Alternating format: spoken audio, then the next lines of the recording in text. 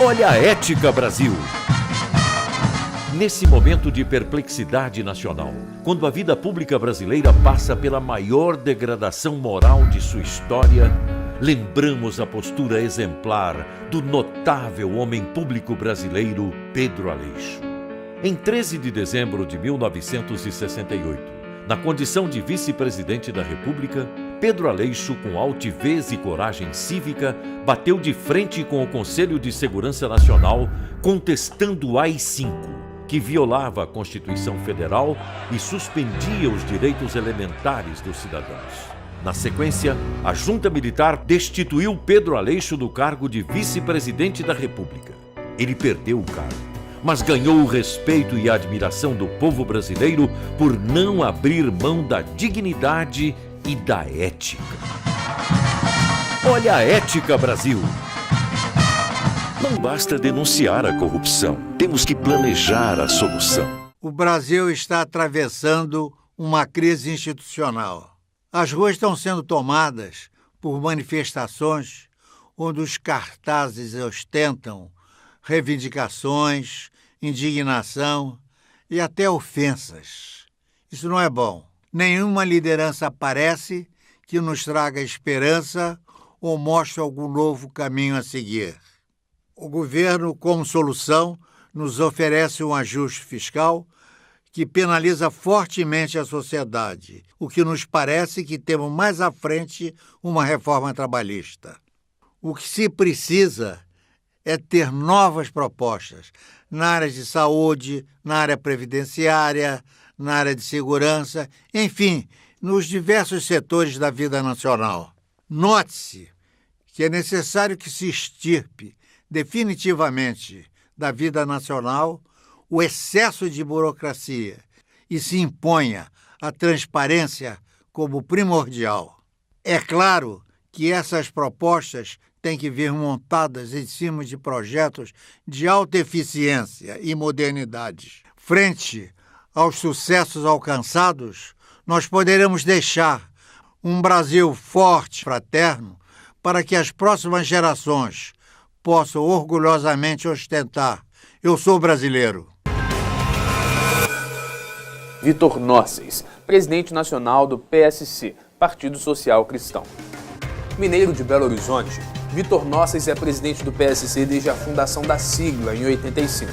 Advogado por formação, ele foi candidato a vice-presidente da República em 94. Seu partido é hoje uma das principais legendas religiosas do Brasil.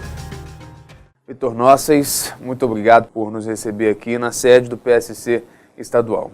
Prazer é meu, Jonathan. Agradeço essa oportunidade que a sua empresa está me dando de poder fazer algumas confidências. Vamos começar por uma questão que é pulsante e que temos assistido nos últimos dias, toda essa crise institucional no governo Dilma. O senhor e o PSC são favoráveis ao impeachment da presidente? Particularmente sou. Porque se deixar esse partido, digo sempre que de trabalhador não tem nada, se deixá-lo, nós vamos tomar um prejuízo inimaginável. Bom seria que ela renunciasse. Ou que outras forças, principalmente a força do povo nas ruas, determinasse a saída dela. Qual a leitura que o PSC faz desse momento político? A partir da posse de Lula, 12 anos atrás, montaram um esquema para não só ter o governo, mas principalmente o poder, para de modo arbitrário, discricionário, influenciar nos outros poderes. O poder executivo, tem o poder legislativo e o poder judiciário. Eles querem poder arbitrário para decidir a vida da nação e dos brasileiros à sua maneira, à sua ótica. O senhor se refere ao que aconteceu no Brasil em 64 como revolução e não como um golpe. É essa a compreensão do partido? O país não tinha outra alternativa senão fazer a revolução contra Jango naquele momento. Mas nos outros anos da ditadura militar houve cerceamento à liberdade de imprensa, à liberdade de expressão, houve fechamento do Congresso. Isso não configura uma ditadura? Momentaneamente, sim. O que é uma ditadura? Uma ditadura é um sistema de governo onde prevalece a vontade do ditador e ela se sobrepõe aos 3 poderes. O Congresso estava aberto, a Câmara dos Deputados, o Judiciário funcionava, o Legislativo estava aberto, legislando e criando as leis. Houve sim uma orientação no sentido de não deixar que o Brasil se tornasse uma república comunista. Você vê que nosso patrono, Pedro Aleixo, foi contra o AI-5, o Ato Institucional número 5, porque ele sabia que esse cerceamento muito mais prejudica do que ajuda. Nós temos o Código Penal, o Código de Processo Penal, temos uma legislação maravilhosa que, se usada corretamente, coíbe qualquer abuso. E se fosse o contrário? E se eles tivessem ganhado essa revolução? Certamente nós todos estaríamos no paredão. Você não se iluda. Se houve alguns desvios na época militar, pode ter havido, foi 100 mil vezes menor do que está acontecendo agora. O governo socialista, do seu Lula e dona Dilma. 2015 é igual a 64? Tem alguma coisa parecida. O PSC e o senhor seriam favoráveis a, mesmo que momentânea, uma intervenção militar, como alguns grupos têm pedido? Nós temos que nos preparar. Lula vocifera aí chamando a Venezuela, sei lá, Bolívia ou Cuba, se elogiam lá mutuamente, dizendo que estão preparados para uma guerra civil dentro do Brasil, outros querendo invadir o Brasil. Nós temos que ter forças armadas fortes, o nome já indica, forças armadas, para nos defender. Bom, presidente, o PSC ganhou mais visibilidade, notoriedade, com 2 episódios recentes. A eleição do deputado Marco Feliciano, em 2013, para a presidência da Comissão dos Direitos Humanos e Minorias da Câmara dos Deputados, e no ano passado a candidatura do pastor Everaldo, vice-presidente da sigla, à presidência da República. Desses eventos para cá, o que mudou no partido? Praticamente nada. Eu acho o Feliciano um deputado muito valoroso. Ele conseguiu alavancar o partido e conseguiu mostrar algumas posições do partido. O slogan do partido é o ser humano em primeiro lugar. Não parece contraditório que um partido que use esse slogan, por exemplo, ponha barreiras à aprovação dos direitos civis aos casais homossexuais? Eu acho que ninguém pode ser nem a favor nem contra o homossexualismo. Isso é uma posição pessoal minha. O homossexualismo está aí desde tempos imemoriais. Agora, o que eu sou contra é você fazer lobby disso, é você fazer propaganda favorável dentro das escolas, é você incentivar através dos meios de comunicação falada, escrita e televisionada as crianças. O que nós podemos esperar do PSC para as eleições do ano que vem? Os nossos coordenadores políticos estão desenvolvendo um projeto para chegar em cada cidade e colocar isso dentro dessa ótica. Aqui você tem que colocar o partido como regra geral, abstrata e obrigatória, entendendo que o verdadeiro cristianismo não segrega, não exclui, não discrimina. Aceita todos, independentemente de raça, de cor, de sexo, condição social, política ou econômica. Bom, no ano passado, o senhor fundou um movimento chamado Guardiões da Pátria. Quem são os Guardiões da Pátria? Não são só os militares, somos todos nós, o povo brasileiro, homens, mulheres, jovens e crianças que amam incondicionalmente o Brasil, que amam a justiça, a liberdade, a fraternidade, a igualdade, a paz e rejeitam qualquer forma de ditadura do proletariado ou de quem quer que seja. Amamos profundamente a nossa liberdade de ir e vir e dispor do nosso futuro. Vitor Nossas, muito obrigado pela entrevista, foi um prazer conversar com o senhor e sucesso na gestão do PSC. Eu que agradeço a você, porque a maior capacidade do ser humano é de questionar, é de contestar. Perdida essa capacidade, perdeu-se tudo. Muito obrigado a todos e até a próxima. Nós que agradecemos. Olha a Ética Brasil. Eu quero peixe ser, eu quero o PSC. Partido Social Cristão.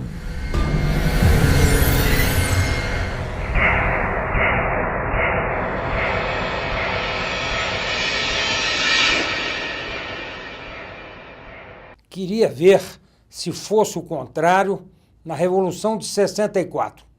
O brasileiro pode ter todos os defeitos, mas tem uma rara qualidade: não é tolo.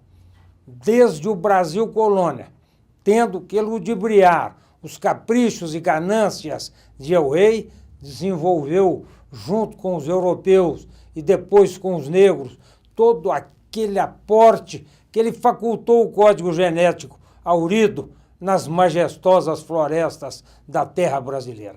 Assim, tirava vantagem, com todas as precauções, quando vantajoso era, respeitando sempre a terra e sua cultura, em detrimento de outras crenças, por mais atraentes que sejam ou que tenham sido.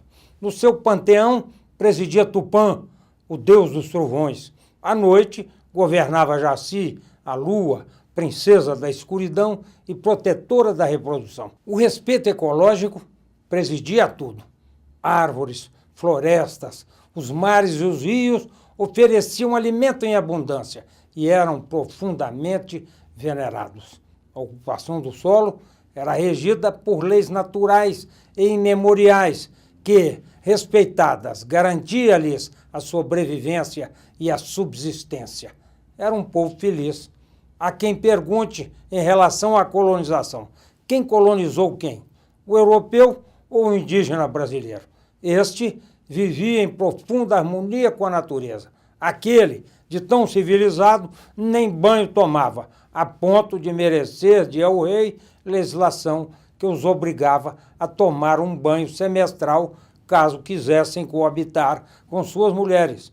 E veio assim, desenvolvendo-se a nossa cultura, um profundo respeito ecológico dos índios e a ganância explorativista dos europeus que praticaram um dos 7 pecados capitais com a maior desenvoltura e desrespeito. Talvez essa herança maldita tenha permanecido.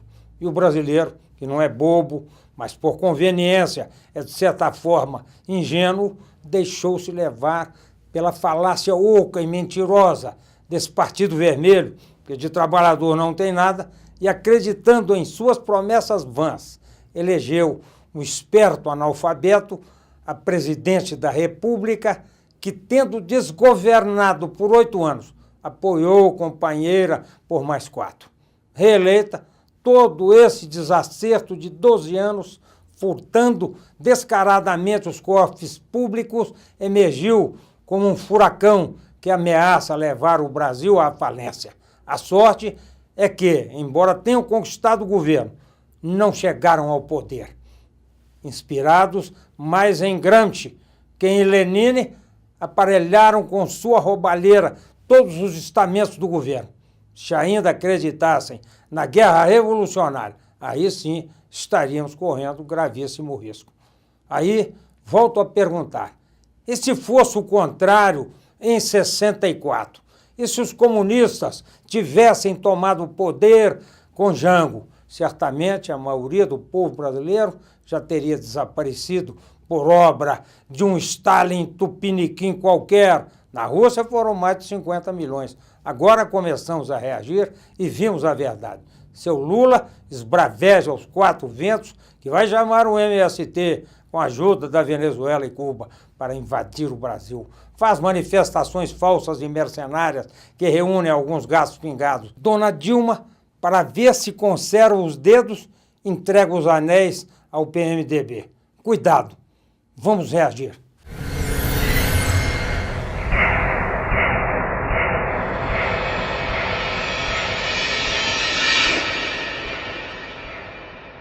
Desde os idos de março de 2003, estamos lidando com a hipocrisia dentro do PSC, entendendo que hipocrisia, palavra que vem do grego e posteriormente do latim, é o ato de fingir ter crenças, virtudes e ideias que a pessoa verdadeiramente não possui. Elementos enrustidos, infiltrados no PSC e em muitos outros partidos, têm trabalhado árdua e incansavelmente, à custa das 30 moedas de prata de Judas Iscariotes, para garantir, paradoxalmente, vez que pregam o contrário, que o Brasil se transforme num regime socialista comunista conduzido por Dona Dilma e seu Lula. Uns, no início do ano passado, premiaram o esperto analfabeto com nota 9 em 10, na esperança, quem sabe, de obter algum apoio político. Outros, no final do ano de 2014, de tão religiosos e devotos, transformaram-se, como que por um passe de mágica, de um dia para o outro, num dos coordenadores políticos de Dona Dilma. Triste país este que confia em pessoas dessa natureza. Entretanto, a ideia original que estimulou a criação em 1985 do Partido Social Cristão permanece incólume e prevalece. Oriundo do Partido Democrático Republicano, PDR, fundado por Pedro Aleixo no início da década de 70, como instrumento na luta em busca da normalidade democrática, o PSC continua a prestar relevantes serviços à nacionalidade e não permitirá nenhum sofista, por mais dissimulado que seja, venha turvar a superfície da água do poço tão dificilmente defendido por aqueles que ainda acreditam nos valores morais da honra, da dignidade e do respeito. Seria melhor que esses elementos fossem buscar outros partidos ou que tentassem fundar algum outro mais compatível com suas práticas pouco confessáveis. Os verdadeiros sociais cristãos não permitirão que eles prevaleçam e lutarão com todos os recursos disponíveis para afirmar o seu propósito de colocar o ser humano em primeiro lugar, independentemente de raça, cor, credo, condição social, política ou econômica. Que Deus assim nos permita.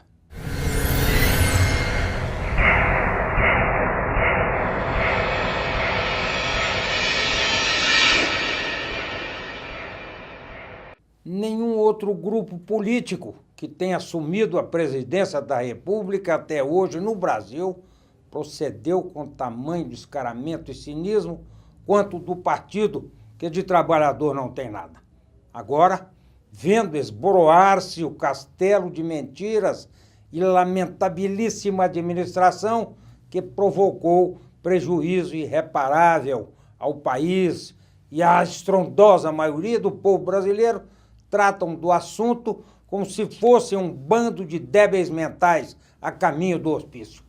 Quem eles pensam que são? Os donos do Brasil? Compram entrevistas caríssimas e os aproveitadores de ocasião não metem esforços bajulatórios, regados a dólar, para exaltar personalidades falsas e falidas. Chegam ao despautério de pedir contribuições para complementar o caixa petista, para compensarem o furto descarado cometido ao longo desses últimos 12 anos. Não se surpreendam se alegarem que a população recebeu muita ajuda do governo e agora está na hora de retribuir.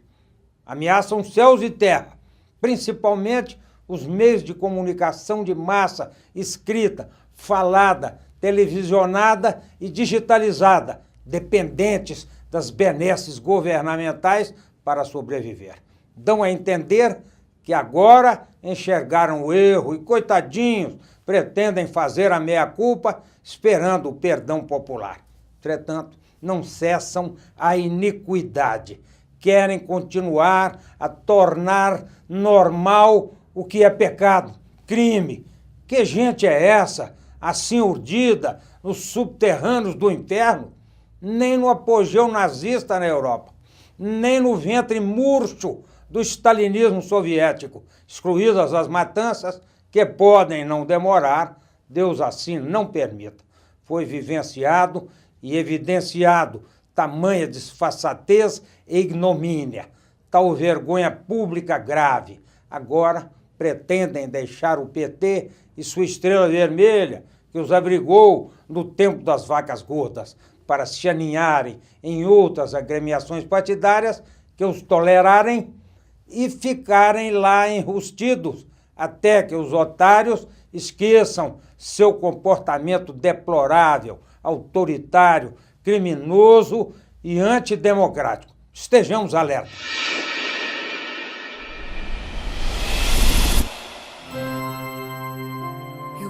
quero peixe ser, eu quero o PSC.